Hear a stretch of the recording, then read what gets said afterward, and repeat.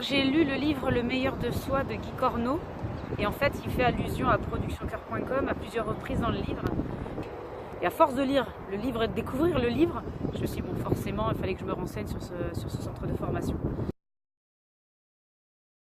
Le contenu qui présentait en fait un peu la richesse des outils qui pouvaient être utilisés en termes de courant, l'approche centrée sur la personne, l'analyse transactionnelle, enfin voilà, il y avait plusieurs courants. Et je pense que c'est plutôt plus intuitif qu'autre chose. Là, je vais avoir 47 ans au mois de juin. À l'âge de 25 ans, je découvre un livre, enfin, je passe le BAFA. Et quand on étudiait les enfants, enfin l'enfance, ça m'interpellait énormément. Et à partir de là, j'ai commencé à lire des livres sur la maltraitance. Alors quand je dis des livres sur la maltraitance, c'était des témoignages, des gens qui écrivaient leur histoire. Et je me rendais compte que je dévorais les livres. Et à partir de là, je me suis vraiment intéressée progressivement à la psycho. J'ai lu les premiers bouquins de Freud, mais bon, quand on n'est pas du tout préparé à lire Freud, j'avais pas tout capté. J'ai capté quelques essentiels sur sa première topique avec l'inconscient, subconscient, les résistances, etc. Mais voilà, quoi, j'avais un peu de mal. Et puis à l'âge, il y a à peu près une dizaine d'années, c'est moi qui ai décidé de faire une thérapie par rapport à ma vie qui ne collait pas avec ce que j'étais. Je ne comprenais pas pourquoi je vivais une vie qui ne me collait pas.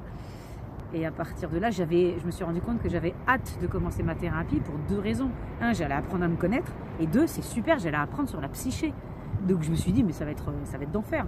Mais quand on fait une thérapie, en fait, c'est un long chemin auquel je ne m'attendais pas. Je pensais que c'était un chemin très court. Et c'est pas un chemin court du tout. Et puis le piège, entre guillemets, le piège positif, c'est plus on en découvre sur soi et plus on veut en découvrir, parce qu'en fait c'est les couches qui s'enlèvent, quoi.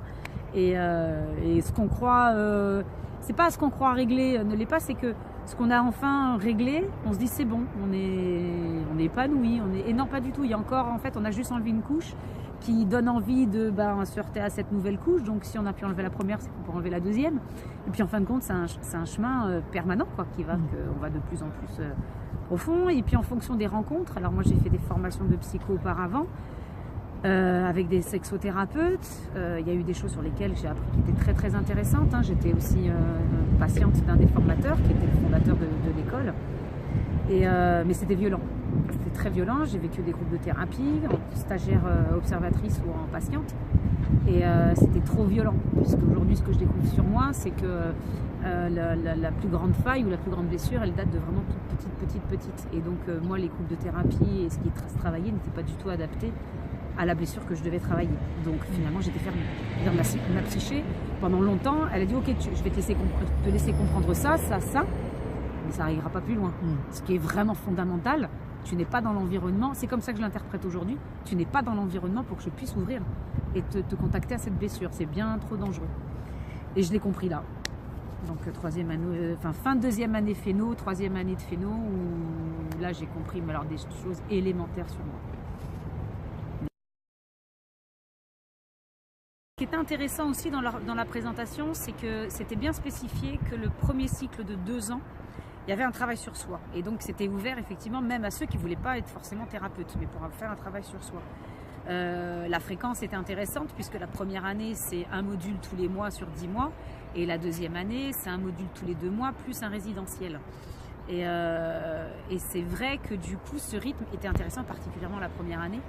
Donc même si j'avais bien avancé, parce que je considérais avoir bien avancé, je ne connaissais pas encore les profondeurs, mais je considérais déjà avoir bien avancé sur mon travail thérapeutique, je me suis dit 2 ans de travail sur soi supplémentaire à travers une formation, j'étais vraiment ouverte, mais j'étais tout aussi intéressée avec les 2 ans de formation adressés à ceux qui veulent devenir des professionnels. Donc encore une fois, ça répondait à mes 2 volets, perso et pro.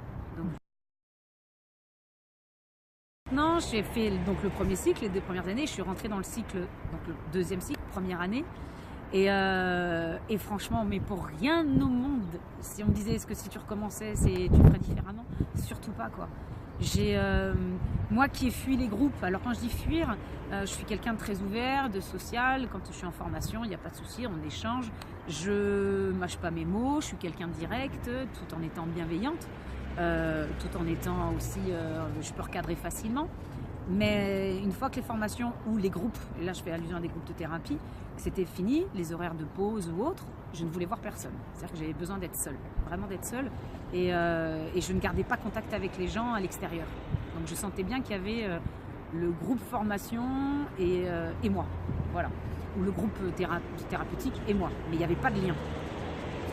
Et là, ce qui a fait, c'est que je suis tombée dans un groupe. Alors on était 14 au début, aujourd'hui on est 6. Mais c'est un noyau très très fort et je n'ai jamais vécu ça. C'est-à-dire qu'aujourd'hui, et ça a commencé à le faire en fin de deuxième année, le groupe devient une ressource pour moi. Autant je l'ai évité pendant des années, autant là ce groupe-là est devenu une vraie ressource pour moi. C'est-à-dire que aujourd'hui je m'autorise à me dire, là tu vas payer un module avec un groupe avec lequel il n'y a rien à craindre, donc tu peux, ressource-toi avec eux. Et idem, je suis à la disposition du groupe pour que les stagiaires, les participants, je ne sais pas si on dit stagiaires d'ailleurs, les participants puissent profiter de ma présence parce qu'on est très soutenant aujourd'hui. J'ai presque envie de dire qu'on n'a presque plus de secrets. Alors bien sûr qu'on en a, mais on a plus de secrets dans le sens où, en tout cas pour ma part, j'ose révéler tout ce qu'il y a à révéler et tout le monde s'est ouvert quelque part. Tout le monde a ouvert. Et donc pour moi c'est précieux.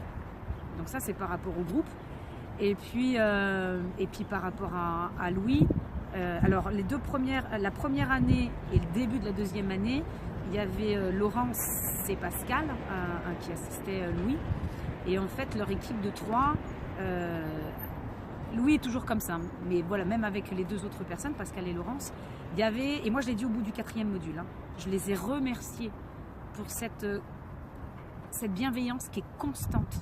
C'est-à-dire, il n'y a pas une seule faille de tous les modules que j'ai faits, il n'y a pas une seule faille dans leur bienveillance. Pas une seule. C'est-à-dire que, voilà, il y a quelque chose qui se passe, ils ont l'œil, ils sont là, il y a quelque chose qui relève du soutien, du confort, et donc je ne me suis jamais sentie en danger. Et c'est important pour moi parce que j'allais travailler quelque chose qui relève vraiment de tout petit, vraiment de l'âge préverbal. Donc voilà, j'ai pris confiance très rapidement. Et puis j'ai senti qu'en fait on était dans une formation enveloppante. Donc on n'avait rien à craindre, on pouvait travailler tout ce qu'on avait à travailler. On ne craignait rien, contrairement à la formation où j'étais, où on autorisait les gens à se crier dessus. Là, il y avait vraiment une bienveillance. Certes, on est en colère, on peut exprimer quelque chose qui relève de la colère, mais pas pour agresser l'autre. Ce qui fait qu'on pouvait exprimer ce qu'on avait exprimé, mais en toute sécurité. Donc voilà, je pense qu'un des mots-clés que j'ai découvert, c'est bienveillance, sécurité, ce qui a permis de faire un vrai travail en profondeur. Professionnel, j'ai envie de dire. Grâce à la Phéno, grâce à la formation suivie au sein de productioncoeur.com, aussi la Phéno, mais je pense que j'ai eu mes premiers patients. C'est-à-dire que je me suis lancée. Voilà, j'ai pu communiquer parce que justement, un des mots d'ordre de la Phéno, c'est d'être soi-même. Et je me suis autorisée à être la thérapeute telle que je suis. Et pas dans un format où il faut travailler la colère. Non, la Phéno, c'est vraiment ce qui va se passer sur le moment présent, avec ce que nous sommes sur le moment présent. Et du coup, je me suis autorisée à être celle que je suis au moment présent pendant les consultations que j'ai pu mettre en place. Et du coup, voilà, c'est un univers mes premières consultations, mes premiers patients, ça a juste confirmé que j'adore ce métier. C'est un des plus beaux métiers ce qui se vit avec le patient dans l'instant présent et qu'on le voit évoluer et qu'on le voit bouger, c'est juste magnifique, quoi. C'est vraiment juste magnifique et d'être témoin de ça, c'est vraiment un pur bonheur, quoi.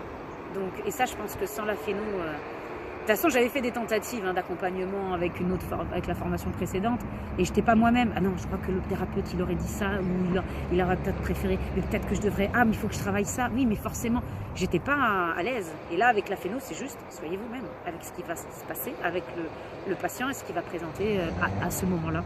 Il n'y a pas de clé, il n'y a pas de... Et là, effectivement, quand j'ai testé, c'était ça.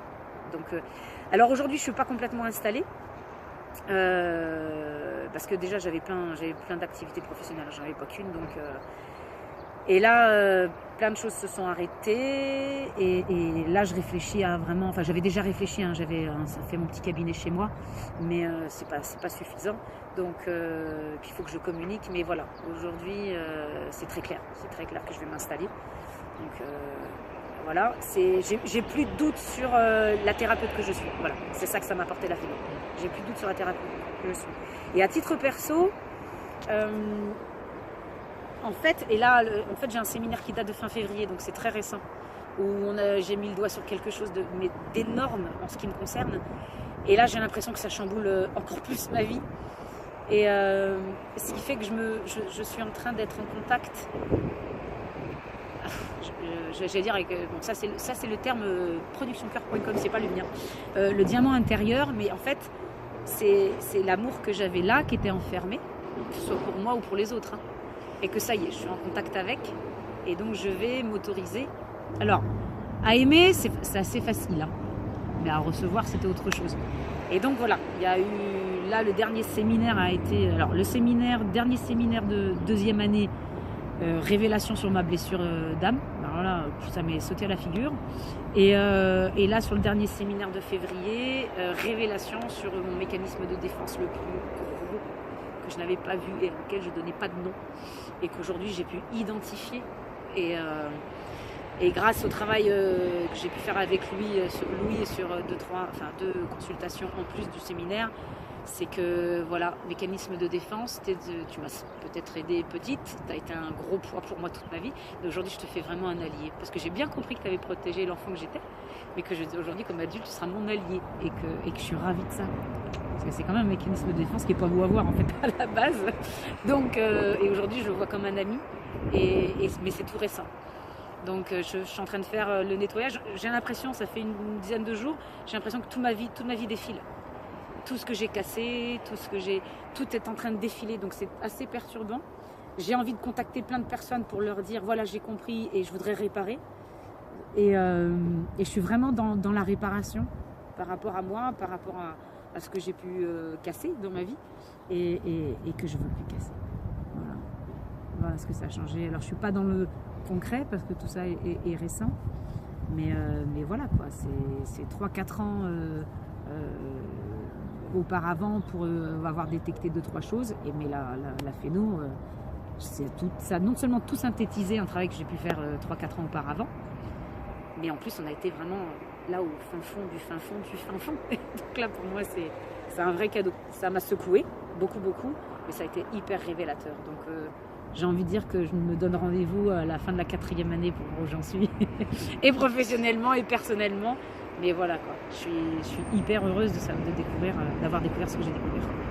Ce que je tenais à rajouter aussi par rapport à la formation, j'ai parlé du groupe, mais ce que j'ai dit à Louis à plusieurs reprises, c'est qu'en fait cette autorisation à être nous-mêmes et à vivre ce qu'on a à vivre, c'est grâce à lui. C'est-à-dire qu'il laisse place à cette bienveillance, il laisse place à cette authenticité, puisqu'il y a zéro jugement. Et quand nous on est amené à ramener, parce qu'effectivement il y a le contenu de la formation, mais en fonction de ce qui va se passer dans le groupe, Louis est amené à l'adapter. S'il sent que quelque chose vaut mieux pas le travailler ce jour-là, alors il va le travailler une autre fois, ou au contraire, si quelque chose se présente avant, parce qu'il y a eu un événement, une question ou autre, alors il va le ramener. Donc voilà, il va avoir une belle tendance à adapter à ce qui va se passer dans le groupe. Et moi, ce qui m'épate, et là je parle en tant que thérapeute, alors même en tant que patiente, mais en tant que thérapeute, et c'est là où c'est inspirant pour moi, voilà, en tant que patiente, c'est juste hyper réparateur, et en tant que thérapeute, c'est très inspirant, c'est que quand l'un des membres du groupe est dans une problématique qui lui pose une question, là on sent bien, il est focalisé sur la personne, il n'y a plus rien autour, c'est pas qu'il s'en fout de ce qui se passe, hein. Il est focalisé sur la personne, et là on sent, que tu sois patiente ou que tu sois en observatrice, hein, tu sens qu'il se passe quelque chose et il est là, sa présence est là pour la personne.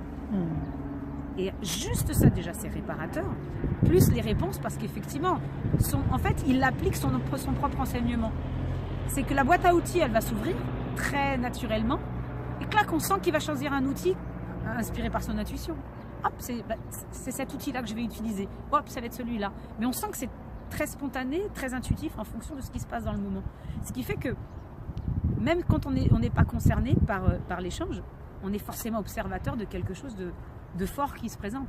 Et moi, surtout sur le dernier séminaire, à 6, un par un, il nous a écoutés, il a échangé avec nous, et c'est puissant ça. C'est parce qu'il est complètement absorbé par ce qui se passe, et je l'ai vu faire un par un. Et moi, je me souviens qu'au bout du 6e, je me suis dit, mais moi, je serais fatiguée là. Et il reprend sur lui, il reprend son énergie et il se refocalise sur la personne. Et moi, c'est ça que j'appelle ça phénothérapeute. C'est qu'on est omniprésent. Je ne sais pas si c'est péjoratif ce terme-là, mais moi, ce que ça veut dire, c'est je suis vraiment présente là quand il parle de travail de co-création et je suis là pour mon patient. Et là, ça se passe. Et je ne suis pas là à la place de mon patient et je ne vais pas lui faire son travail. Mais je suis vraiment là pour que lui puisse, effectivement, patient ou patiente, puisse sortir, trouver ses solutions, trouver ce qui se passe en elle, en lui. Et en plus, c'est déposé et c'est accueilli avec bienveillance, peu importe ce qu'il en ressort, peu importe. J'ai eu le droit d'être en colère, j'ai eu le droit d'être triste, j'ai eu le droit de... Et alors, on la dépose. C'est fait, c'est déposé. Donc, voilà, on repart, on est soulagé. Et ça, je lui ai dit, si aujourd'hui on s'autorise à être nous-mêmes, c'est qu'il nous a laissé cette porte-là, quoi. Vraiment.